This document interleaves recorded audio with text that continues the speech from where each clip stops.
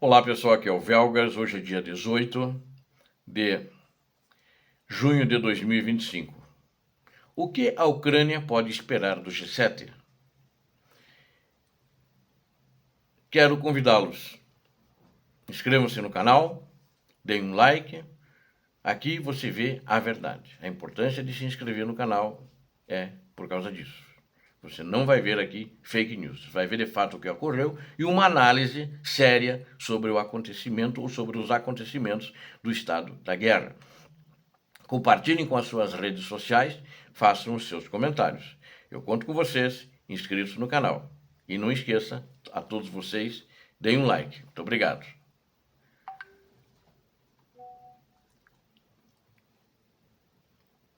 Zelensky chega à cúpula do G7, mas quando ele chegou, o presidente americano Donald Trump saiu.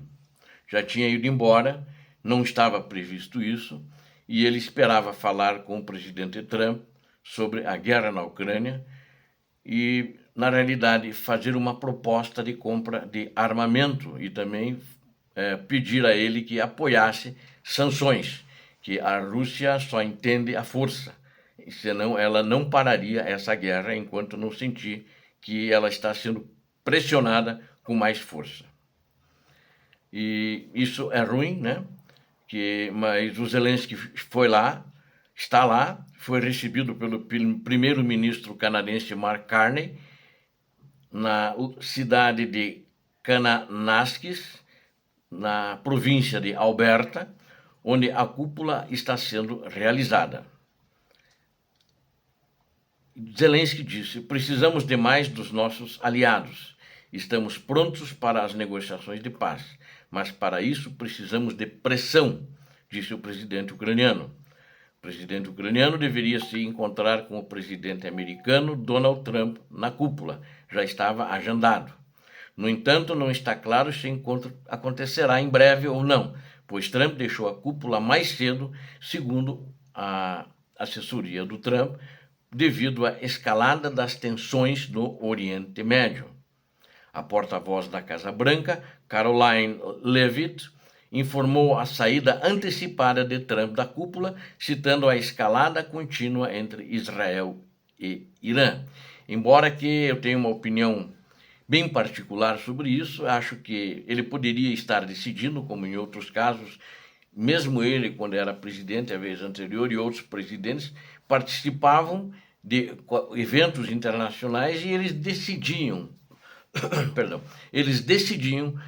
o que eles iriam fazer, as medidas que eles iriam tomar, em paralelo nas reuniões, e passavam as instruções para os seus assessores, os seus secretários e assim por diante.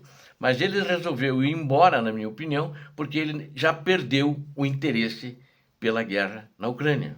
Ele perdeu o interesse porque tudo aquilo que ele prometeu, que acabaria em 24, em 48 horas, em 100 dias, tudo deu errado. E ele foi humilhado pelo próprio ditador da Rússia, que ele sempre elogiava, ele sempre falava bem, dizia que ele queria paz, que ele era um bom camarada, e etc, etc. Putin é um bom camarada, etc, etc, mas mostrou-se que não é um bom camarada, né? E não é. E ele também se recusa a impor sanções à Rússia agora. Por que será? Está sendo chantageado? Tem medo que alguma coisa sobre ele seja revelada? Porque isso não é normal para um presidente dos Estados Unidos da América, que comanda um PIB de 33 trilhões de dólares contra um nanico que tem um PIB antes da guerra de uns 2 trilhões e 200 bilhões, que agora, mesmo que ele dê esse número, ou seja, um número igual que o Putin dê, vai ser um número falso, que a economia faz tempo que está desmoronando na Rússia, né? Agora, é muito importante, segundo o Zelensky, que para alcançar a paz tem que ser pela força com a Rússia. É preciso pressionar mais a Rússia para garantir um cessar-fogo real, para levar a Rússia à mesa de negociações e para pôr fim a esta guerra. Porque esta guerra tem que acabar. E só acaba quem quer, quem começou, digo. E ele quer continuar a guerra, ele não quer acabar. A única maneira se a Rússia parar a guerra e sair dos territórios ucranianos, é a melhor coisa do mundo, inclusive para a Rússia, que já tem mais de 1 milhão de baixas no seio das suas tropas, né? 5 vezes ao número de tropas que entraram no primeiro dia, no dia 24 de fevereiro de 2022. Entraram 200 mil soldados. Aqueles já foram, eles foram mandando soldados, agora 1 milhão. São 5 vezes maior. E assim vai continuar cada vez pior para a Rússia, né? As sanções são cruciais para esse fim, na minha opinião, e a própria presidente da Comissão Europeia, Ursula von der Leyen, falou isso, né? E numa coletiva da imprensa, ainda no dia 15, agora próximo passado, né, com jornalistas do mundo inteiro, né? Ela esteve em Kiev, né? E Zelensky também deve comparecer às reuniões agendadas com outros líderes do G7.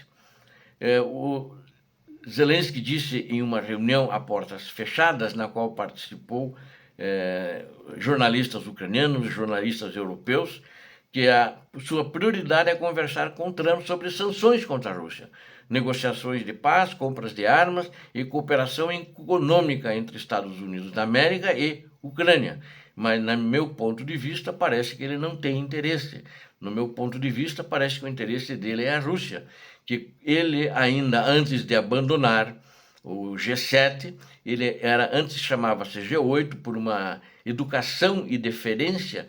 E como a Rússia era líder na Europa da cortina de ferro dos países da antiga União Soviética e daqueles que não faziam parte da URSS, mas eram países comunistas e que estavam junto com a Rússia através do Pacto de Varsóvia. Então, como não existia mais aquilo, depois que ruiu a União Soviética, eles colocaram no G8 como uma educação, como uma deferência, porque ele não fazia, ele não estava nos G7, nem nos G8, nem nos G10, né? A Rússia não estava, nunca esteve. E ele fazia parte. Quando ele invadiu a Crimeia em 2014, ele foi expulso do G8, aí voltou a ser G7. E o Trump, justamente, eu não queria dizer a minha opinião, ele criticou, quando estava agora no Canadá, para o G7, ele disse o seguinte, que foi um grande erro tirar a Rússia do G8, que se ela estivesse no G8, não existiria essa guerra na Ucrânia. Que raciocínio infantil, que raciocínio bobinho, né? Tem que falar bobinho, é coisa de criança, infantil, né? E você vê que há desinteresse, ele continua defendendo a Rússia, apesar dele ter sido humilhado. Há medidas que podem ser tomadas, mas é preciso vontade política, né? E os líderes que estavam lá, à exceção do presidente dos Estados Unidos da América, todos eles foram unânimes até a data de ontem, nas suas conversações, os líderes do G7.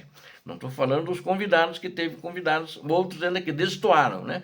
Todos eles unânimes estão apoiando a Ucrânia e vão continuar apoiando a Ucrânia e vão fazer sanções firmes contra a Rússia, vão manter, eles não vão tirar. Isso é um incômodo, inclusive, é um pedregulho no sapato do Trump também, né?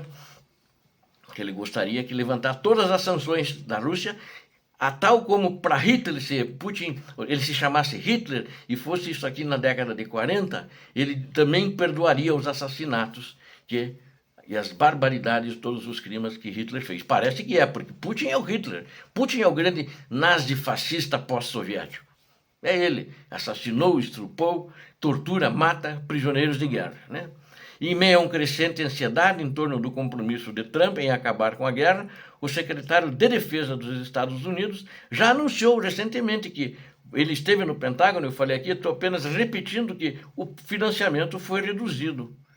A Ucrânia, na realidade, não tem nada, não é reduzido, ele falou reduzido, mas não tem nada previsto para 2026. E esse ano eles não deram nada de novo, embora que tenha previsto no orçamento uns 3,8 aprovado ainda pelo governo anterior, 3 bilhões e 800 milhões. Mas eles não estão dando, não está chegando nenhum aporte novo de armamento e de ajuda, né? Qualquer ajuda dos Estados Unidos da América. Então, essa é a situação. E a Europa, né, a maioria dos países da Europa, mas a Europa como um todo já se comprometeu, e para esse ano, se comprometeu agora, pode até aumentar esse aporte, em 20 bilhões para a Ucrânia, preencher a lacuna deixada pelos cortes de ajuda dos Estados Unidos da América. Enquanto países nórdicos, por exemplo, juntamente com o Reino Unido, aumentaram ao máximo sua ajuda militar e humanitária à Ucrânia, agora em 2025. Quem reduziu da Europa foi a Alemanha, né? A Alemanha reduziu a sua ajuda, agora esses outros aumentaram. A Europa destinou à Ucrânia 12 bilhões de dólares, extras, além daquilo que já estava previsto, né? Em ajuda militar, 12 bilhões e 11,3 bilhões de dólares em ajuda humanitária e financeira. Então, a maior doação em 2 meses aí é feita por eles, né? Os Estados Unidos anteriormente era o maior doador no tempo do governo de Joe Biden. Eu acho que ele honrou, né? Honrou a democracia no mundo, honrou o aliado, né? E agora não tem nenhuma ajuda a mais e eu acredito que não vai ter.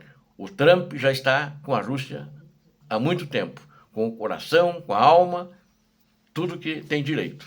Obrigado a vocês que assistiram esse vídeo, conto com vocês. Inscrevam-se no canal, dê um like, é importante, ajude o canal. E compartilhe com suas redes sociais, faça seus comentários. E você que não está inscrito e assistiu o vídeo, inscreva-se, porque aqui você viu a verdade.